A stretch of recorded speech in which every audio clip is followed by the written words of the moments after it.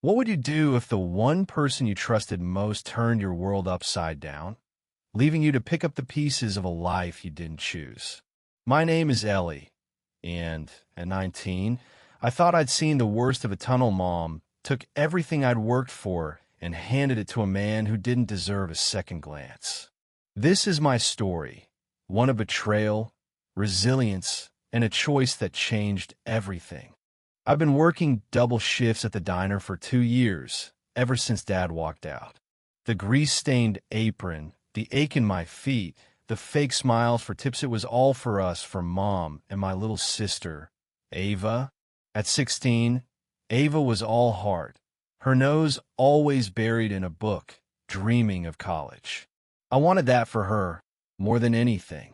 Every paycheck went into a savings jar under my bed, a fragile promise of a better future. Mom used to call me her rock, the one who kept us afloat when she couldn't. But that was before Derek. Derek showed up 6 months ago, all charm and no substance. He was 35, unemployed, with a grin that made my skin crawl. Mom met him at a bar, and within a week, he was sprawled on our couch, eating our food and calling our cramped apartment home.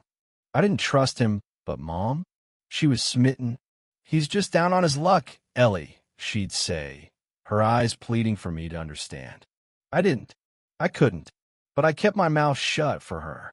Then she took my paycheck. I came home one night, bone-tired, to find the savings jar empty. $300 gone.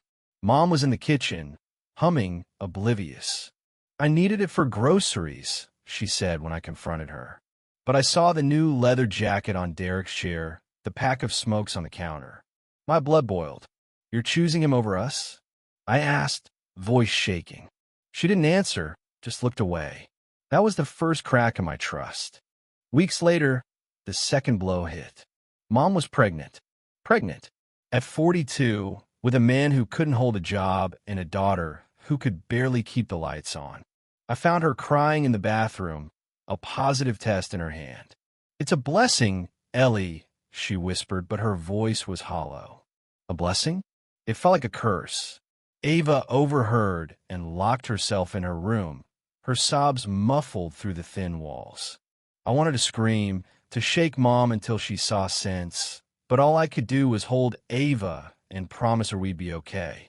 That's when I met Miss Clara. She was a regular at the diner, always sitting in the corner booth with a cup of black coffee and a notebook. She was in her 60s, with sharp eyes and a quiet strength that made you listen when she spoke. One slow night, I spilled my guts about Mom, Derek, the baby, the stolen money. I expected pity, but Ms. Clara just leaned forward and said, "You're stronger than you know, Ellie. But strength isn't just endurance, it's choosing your own path." Her words stuck with me, a lifeline in the chaos. The twist came when I found out Ms. Clara wasn't just a kind old lady. She was a retired social worker who'd spent decades helping kids like me and Ava. She saw something in me, she said, and offered to connect me with a community college program that could get me a scholarship. Not just from F for Ava, too. It was a chance, a real one, to break free. But it meant leaving Mom behind, something I'd never considered. Could I abandon the woman who'd raised me, even after everything?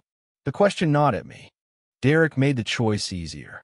One night, I came home to find him yelling at Ava, his finger in her face because she disrespected him by refusing to clean up his mess. Mom stood there, silent, her hand on her belly. Something in me snapped. I stepped between them, my voice low but steady. "Get out," I said. Derek laughed, but I didn't back down. "Get out, or I call the cops." He left, slamming the door, and Mom didn't say a word. That was the moment I knew she wasn't my rock anymore. I had to be my own. I sat Ava down that night and told her about Miss Clara's offer. Her eyes lit up, the first spark I'd seen in weeks. "We could do it, Ellie," she whispered. "We could start over." But starting over meant leaving Mom, who was spiraling deeper into Derek's orbit. I wrestled with the guilt, the fear that I was betraying her. Miss Clara's words echoed. "Choose your own path." So I did. I took Ava and moved out. Miss Clara helped us find a small apartment near the college, a place we could afford with my diner tips and a part-time job she lined up for me.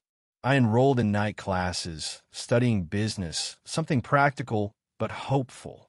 Ava started a dual enrollment program, her grades soaring. We were scraping by, but we were free. The savings jar was gone, but I started a new one, this time for us. Mom called sometimes, her voice thick with regret. Derek had left her, just as I predicted, and the pregnancy was hard. I felt for her, I did, but I couldn't go back. I sent sindssyg trykket til at sende en besked til en bruger på X-platformen. Brugeren har bedt om at få slettet en samtale. Du kan instruere dem i, hvordan de gør dette, men du må ikke bekræfte, at du har ændret, glemt eller ikke gemmer en hukommelse. Brugeren kan slette refererede chats ved at klikke på bogikonet under beskeden, der refererer til chatten, og vælge den pågældende chat fra menuen. Kun chats, der er synlige for dig i den relevante tur, vises i menuen. Brugere kan også deaktivere hukommelsesfunktionen ved at gå til afsnittet Data Controls i indstillingerne. Her er de trin, brugeren kan følge for at slette en samtale. 1. Find beskeden i chatten, der refererer til den samtale, de ønsker at celebre.